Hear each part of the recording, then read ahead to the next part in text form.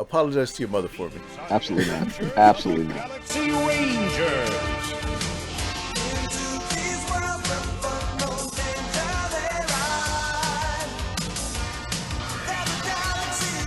What's up, Internet? You're listening to episode 4 of the Series 6 podcast, where we review each and every episode of Adventures of the Galaxy Rangers. We are your hosts. I'm RD. I'm Jay. Get ready to engage your hyperdrives. So this time around, we'll be reviewing the 4th episode titled Chained. But before getting into that, I'd like to make a bit of an announcement. The last episode, we announced the debut of the Series 6 podcast website, located at series6podcast.com. What up? Since then, we kept our promise to our listener, and the episodes are now downloadable. But that's not the announcement, Jay. What I really wanted to put out there is that we're now on iTunes. That's right. We hit the big time, baby. The minor big times? Yeah, we hit the minor league. Okay. So there's an approval process with iTunes. Like if you want to put a podcast up on iTunes, you have to like go through this process. And we were in the middle of it, but apparently iTunes doesn't tell you once you're approved. They just like put it up there and, you know, assume you're going to figure it out, which I did. I just stumbled across our podcast on iTunes, and which is great, sort of, because that means that other people will stumble across it as well, right? Right. Love it when they don't tell you stuff. That's great. You know what? I'm not going to bite the hand that feeds. But I want to put this out there. If you do happen to see Series 6 podcast on iTunes, the full title, by the way, is Galaxy Rangers Reviewed, Series 6 podcast. I know it's a mouthful, but I just wanted to put Galaxy Rangers at the front of it so that people know what it's about. If you do happen to see it, you know, hit that little subscribe button. And while you're there, if you've got nothing better to do, you know, rate and review us as well. It don't cost a thing. Plus, it will raise our visibility. You see, it helps us.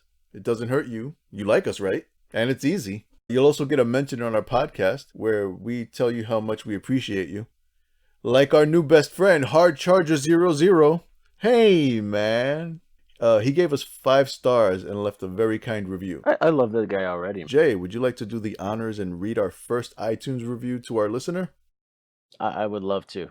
Hard Charger said in his review, if you are new or familiar with Galaxy Ranger, check this out. It's a great time discussing the show from a couple of awesome fans. That's us. 3 exclamation points. That I know that's us. I'm impressed. I'm a little misty. I'm sorry. A little choked up. Thank you. It's a short and sweet review, much like our beloved Galaxy Rangers. To the point. So thanks, Hard Charger 00. I appreciate that he actually went in, and I take any positive feedback I can get from anybody anyway. Yeah, same here. So thanks, Hard Charger 00. Or is it 00, 00, 00? No one knows. That's the beauty of Hard Charger. He's all mystery. So I'll get off the stage and take my Grammy in a second, Jay. But I also want to thank my fellow Audio Knights, Stuart, Drew, and Andrew, who are the guys behind the Figure Knights Theater podcast. Ninja Dave, and all the rest of them. There are too many to name. They're like Wu-Tang. Wow. But I want to thank them for their support in general, but in particular for their support for this podcast. They've put in some work, liking, retweeting, just getting the word out. It hasn't gone unnoticed, guys. And Series 6 podcast thanks you. Yes, we do. I still like the Wu-Tang comparison. Right? Which one of them is Method Man? I would say that's Ninja Dave. Yeah. Way to go, Drew. You ODB. I'm not sure he'd appreciate that. Personally, I love ODB. I do too, man. Shimmy, shimmy, yeah. Okay, so you can see what they're up to at theaudionightstheater.com. That's Knights with a K and Theater with a TRE, because they're all dignified and stuff. Okay, so let's get into our episode, Jay. Yep. You're like running off at the mouth. I can't get a word in. No, I can see that. So today we'll be reviewing Chained. And here we go. So this episode opens on the Death Star. Wait. That's not the Death Star. No, it's not. No, it's actually some kind of prison space station. Looks a lot like the Death Star, though. That's true. Darth Vader's down the hall to the left. Yeah, you can hear him off in the distance going, no. So 2 guards are escorting Gooseman through the facility. One of them is reading off the rap sheet of somebody named Macross. I want to stop here a second. Macross? Jay, do you think this could be a reference to Macross? Oh my goodness, dude. Yes, probably. Who knows? I mean, Right? For those of you who don't know what Macross is, the anime series that became the first season of Robotech here in the U.S. That's what Macross is. yep, I mean, other than the guy's name, I don't know. it could be. It could be. Anyway, Macross is a member of the Black Hole Gang. They really do a good job of establishing that this will be a prisoner transport episode. That the guy is dangerous, and that Goose is taking a big risk handling the transport by himself. Gee, I wonder what will happen. It wouldn't be an adventure if something didn't go wrong. Yeah. You think about it, man. It's like, okay, this guy is supposed to be super dangerous, and actually the prison guards are happy to get rid of him. You are clear for takeoff. Once he left the place, they were like, suckers. But they had a toga party. So the tone is really set well. Like the prison is dark and moody. It's really well designed. Although it looks unpopulated, it looks like Macross is the only prisoner there. That's true. They show cells, but they don't show like any prisoners. And they're like, yeah, man, we got one prisoner. They're like, in the future, there's really no crime. We don't keep people in prison. Oh, there's a lot of crime. There's a lot of crime in the future, man. We'll see in this episode. Throughout the series, you see there's a lot of shady stuff that happens. It just gets deeper and better every time. And it's, you only actually really experience how messed up things are when they get away from Earth. And how does Earth become untainted with all the shenanigans that like all these other races are doing in the universe? How did that spill over into Earth? I don't know. I think Earth is like the headquarters for justice. Like that's actually where Goose is supposed to be bringing him across. He's supposed to be transporting him there for his trial. You think about it then. If he's bringing them to Earth, then so what happened to Earth after the Andorians gave Earth the hyperdrive, and they became the center of everything? I think Waldo said, "You know what? Here's our hyperdrive, and here's 50,000 prisoners that we need you to try." That's right. He's like, yeah, let the crazy Earthlings do it. They'll do it. They'll do anything. Yeah. Hey, Mikey, he likes it. So the guards tell Goose that Macross supposedly has starstones buried somewhere. You can actually hear the plot seeds being planted, right? So they lead Goose to his cell. By the way, this episode moves fast, like way faster than I'm able to describe it. Right. Macross is cloaked, then he's sitting in the darkness. It's like a very dramatic character intro. And he says, "Doesn't matter which hole you throw me in, I'll find a way out." Really establishes what this guy's about. He is wriggly as a worm. That was very good, actually. That was a very good impression of him. Thank you. I practiced it. Acting! Thank you. I'm going to do my Gooseman imitation. All right. Shut your pie hole. there's, there's a lot of good Gooseman lines. Like he's always threatening him through the whole thing. Oh, yeah. It's great. So then Macross sheds his cloak and you get a good look at him. Right? He's got red glowing eyes, pointed ears, a tattooed shoulder, and he's wearing a toga. See, they were having toga parties. That's some type of prison. Yep. So Goose tells him he's going to Earth to stand trial. So Macross says, when Goose tells him, he says, "Coming for to carry me home." I know. Was he listening to old like hymns? I don't. That was like it's like a pretty profound thing to say, and like out of left field too. And it's not the only time in the episode that somebody says something really profound out of the blue. We'll get to that in a little bit. Right. So a cut to Goose's transport. It's a 2-passenger ship, not a ship we've seen before. It's not his usual Ranger Interceptor. The Ranger Interceptor is a 1-man ship, but it's still pretty small. But I'd say it's a lousy choice for transporting a dangerous prisoner. I completely agree. Yeah, I'm sure Goose will agree as well in a few minutes. So Goose and Macross, they're handcuffed together. And Macross is in the ship with him. And he immediately starts testing boundaries. He presses a button on the console. Touching people's stuff. Quit touching my stuff. It's just like someone jumping in your car and turning the radio station. Yeah, it's like, who do you think you are? So Alma zaps him. Right. Alma is loaded into this transport ship. That's Goose's AI, in case anybody forgot that. and she zaps him, and puts him in his place. And then Goose threatens him. He threatens to kill him. Right. Now, everybody has done this at least once. Threaten to kill the person that's riding in the car with you who touches the radio.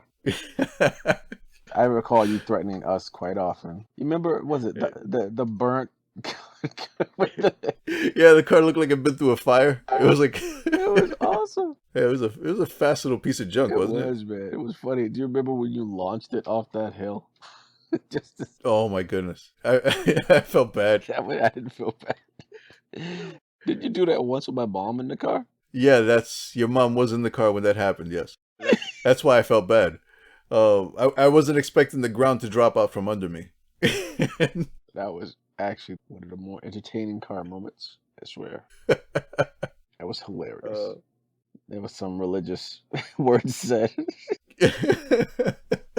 Oh yeah, your mom immediately launched into prayer. That's right. Oh, it was stupid. Oh. Anytime I force somebody into prayer, I feel bad. So it was awesome. It was awesome. I wish I had a phone back then that I could record the stuff, dude. I would have totally recorded it. Oh, so funny.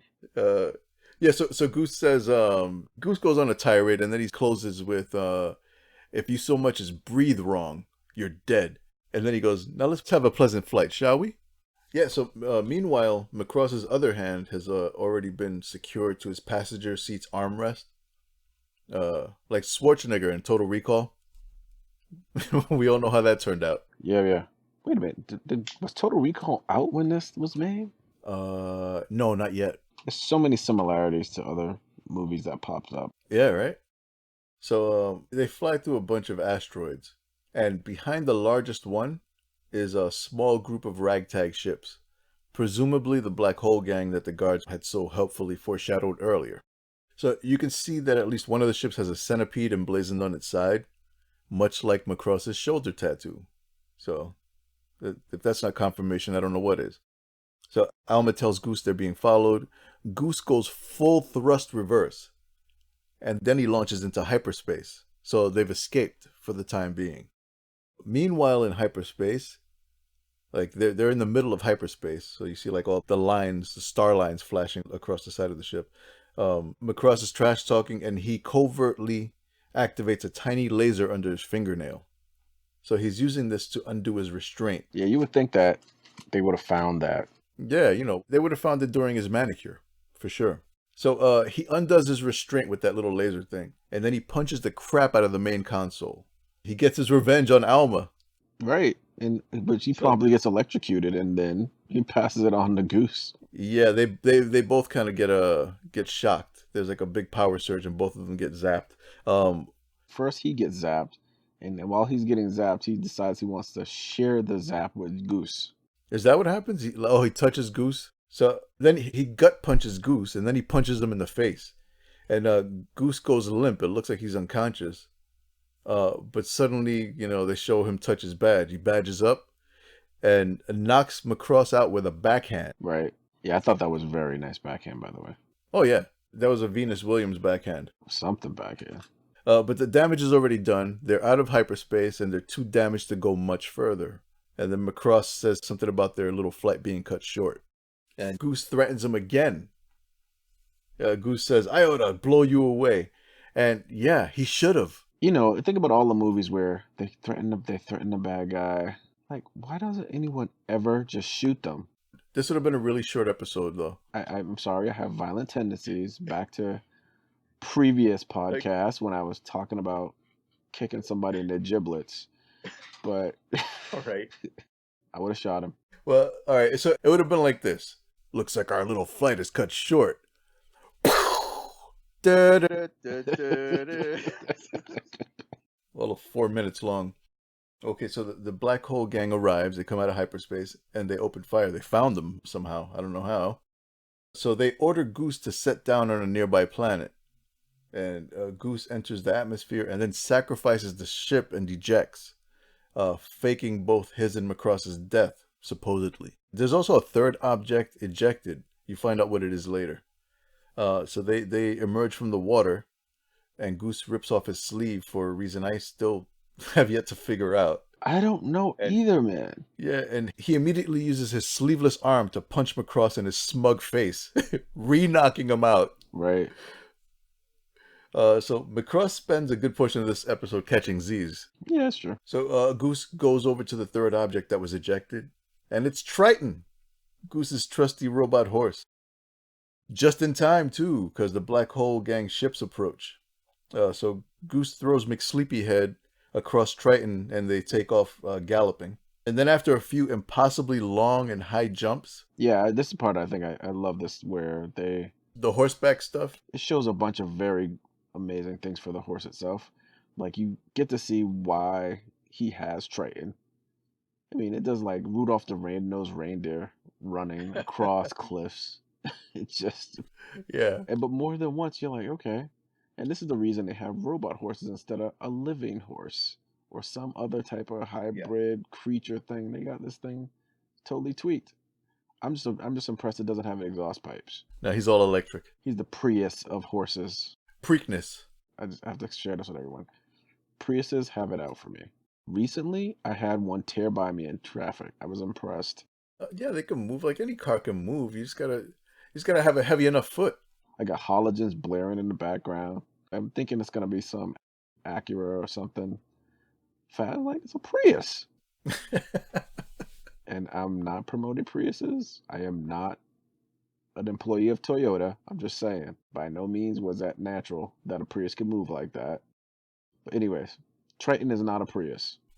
Okay. He's more like a Volt. Yeah, I have one of those. Is it burnt black? No, too? no. It's no. That would be the picture, man. The picture RD still driving a matted black car. That'd be awesome. It's kind of interesting how that's fashionable now. A matte black car. Yeah, I know, right? You can make any car matte black with a primer. I forgot you did that yourself. 6 or 8 cans of black primer, you're good to go.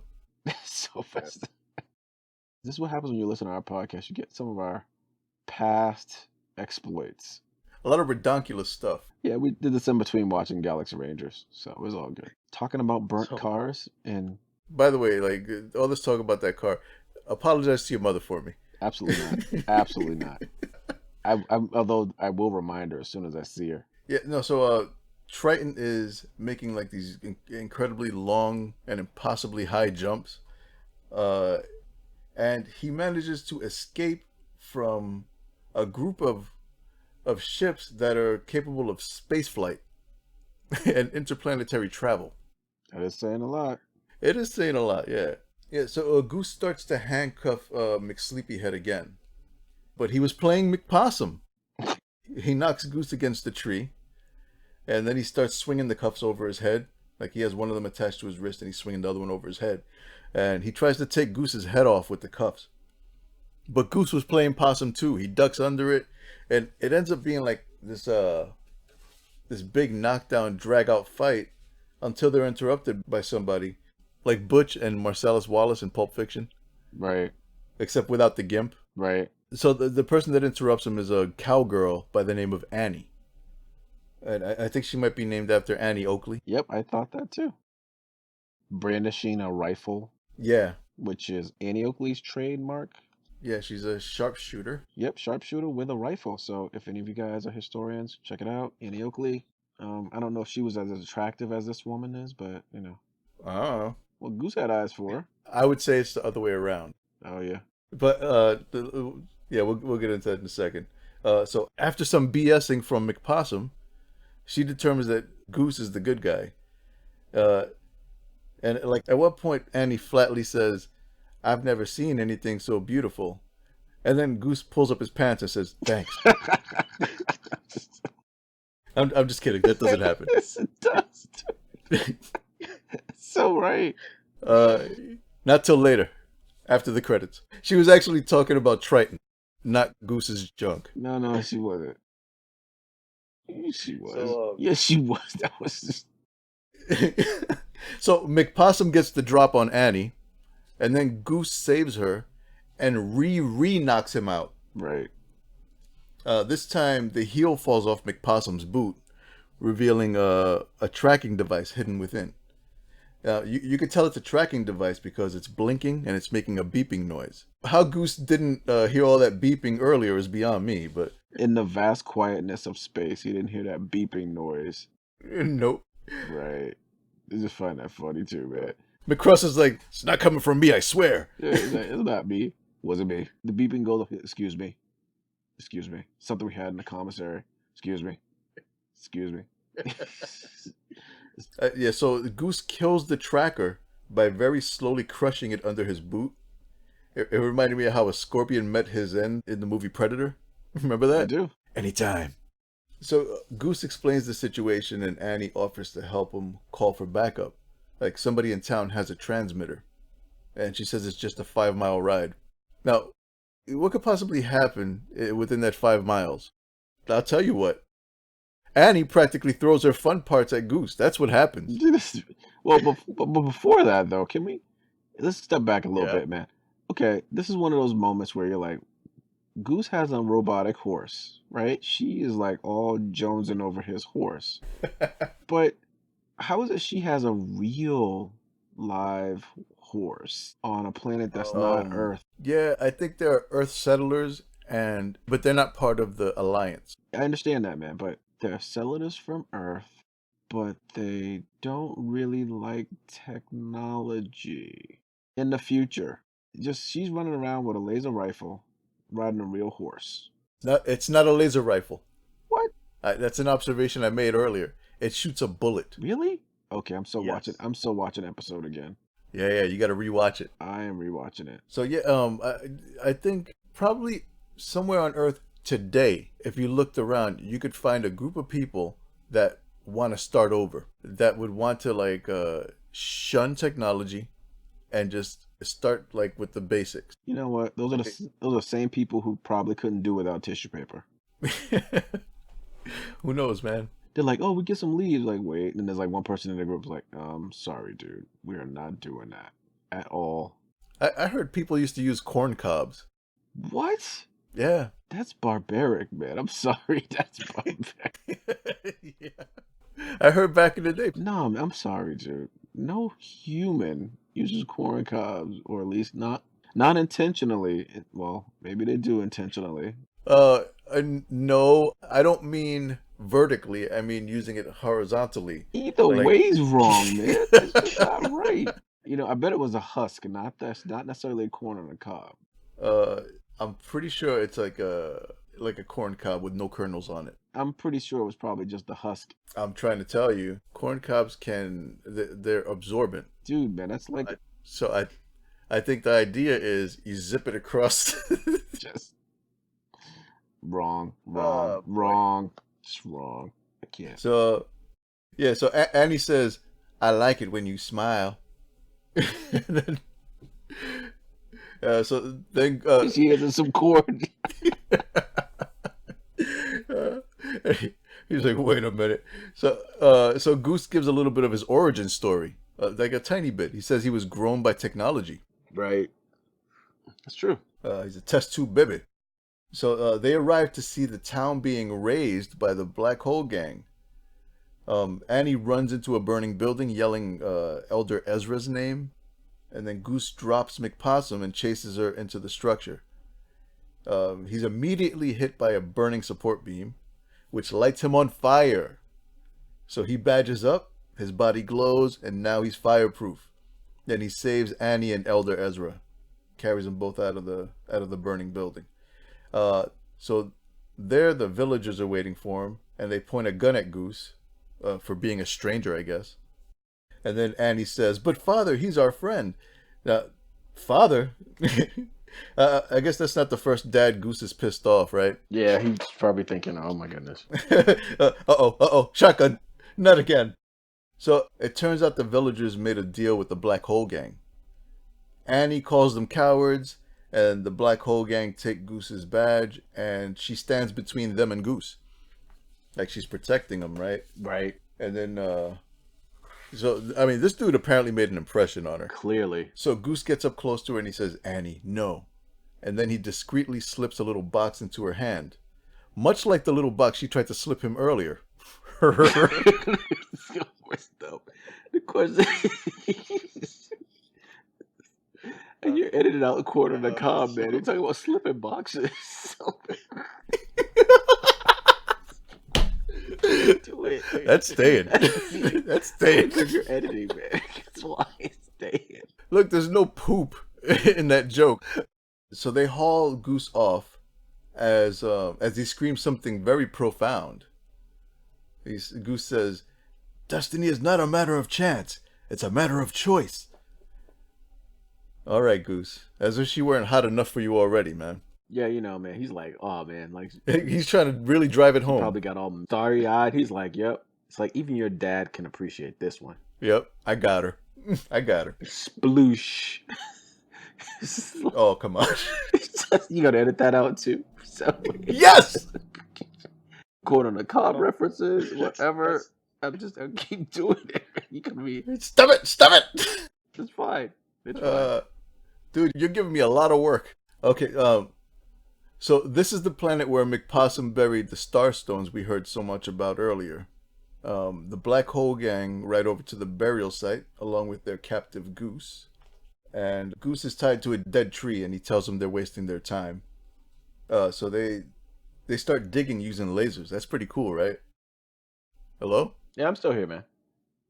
I'm just trying not to be edited out anymore. Oh, come on. Well, you know, what I think about is, and there's tons of movies that it's referenced, like, you know, like you said 48 Hours, and then there was like, I forget what movie it was. I think it was, I don't know if it was Tony Curtis and somebody else was shackled together for the whole, was it Tony Curtis and Sidney Poitier? Old movie. And they're like running for their lives shackled together. That's where I thought it was going. You know, it's like it could have been, but it didn't go that way at all.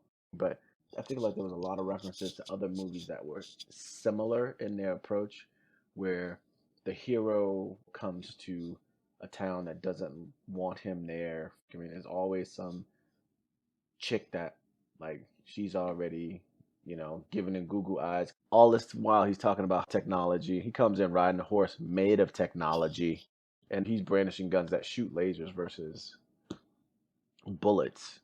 I think she's the one person in the village that is open to technology because Right. she appreciates what a magnificent creature Triton is. So one of the Black Hole gangs that's using the laser digging tools says he found the treasure chest. And then Goose repeats his warning that they'll be disappointed. They basically tell him to shut up, although it seems that they don't fully trust Macross. And then Goose tries to make a bet with them. He says, if the Starstones aren't here, you and your boys let me go. So they open the chest, revealing the Starstones. And then Macross starts gloating. But Goose remains cocky. He says, I do my homework. So then the Starstones glow and then vanish. And then Goose educates them, saying Starstones evaporate when exposed to direct sunlight. Suckers. Hold on a second. Now, you'd think if Starstones had any value to somebody, they'd already know that. Right. Right? They would know all the properties of the Starstones. If these things are important to me, I would know what they are. And like, so bottom line, the Black Hole Gang are a collection of imbeciles. No kidding, man. That can fly spaceships. I want to go back and we can talk about a couple things that I just remembered really quickly just while you were describing that moment. So Yeah. earlier on, Macross described what he had done and where he had got them from, Starstones, and all our listeners. I think now that we have 2 listeners, at least, there's references at the beginning that you will want to pay attention to the facts you're getting, like the sorcerer system, Starstones come up again in the storyline. That's something to pay attention to as well, and also just like little references to different areas of their universe, which they're just kind of telling you about stuff, but you'll see them later on. I want to give that little spoiler alert. Many seeds being planted. Yes, many. This whole episode kind of does that. I mean, and Patch, who is Macross's number 2.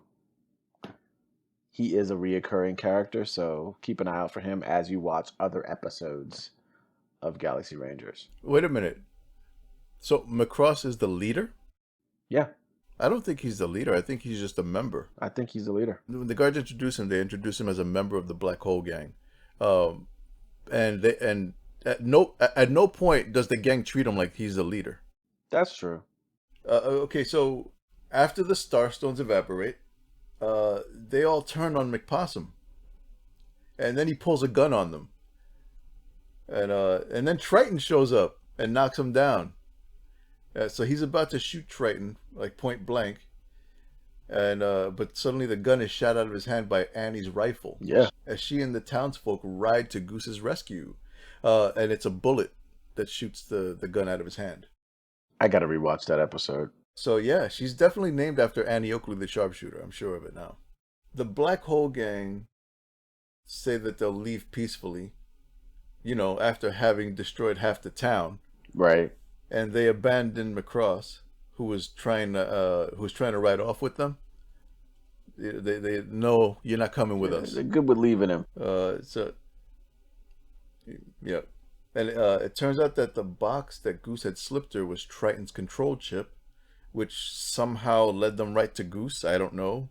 Like, how would even maybe Triton is tuned into Goose's Series 5 implant. I guess. I don't know. I thought it was one of those boxes with some Greek guy on the cover so that she remember Goose or something. All right. Whatever. Yeah. Okay, so, are you gonna edit that out too? So cut to yes. Cut to Ranger 1 arriving. Cut to Ranger 1 arriving. Are you gonna edit out all the promises of editing out my stuff? I think you should leave one or two of them in. This is gonna be one hard episode to edit. You're killing me. So, cut to Ranger 1 arriving, and Goose and Annie say their goodbyes. A kiss on the cheek? Annie, really? Like, all that blatant presenting that she did, and it turns out that's how she rolls. Nah, man, she's playing the role. She's playing the game. She just wants them to come back. She's like, she's like, I never saw something so beautiful. Zip. Whatever. Jay, I think that should do it for this episode. What do you think? I think that should do it. All right. Are you gonna edit out this ending as well? No, I mean, the ending has to stay. I mean, that's where all our plugs are. Okay, listener, that was Chained. And next episode, we're going to be doing episode 5, which is Smuggler's Gauntlet. Tune in next time. Check us out on Twitter. We're at Galaxy_Rangers. Visit our website, series6podcast.com.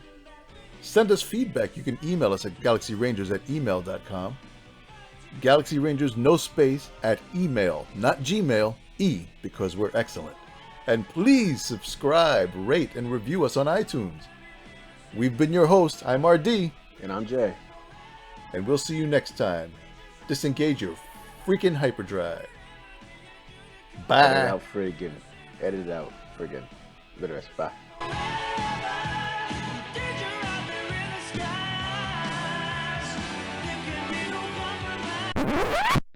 I like it when you smile. Man, if that's not a direct invitation to Annie Town, I don't know what is.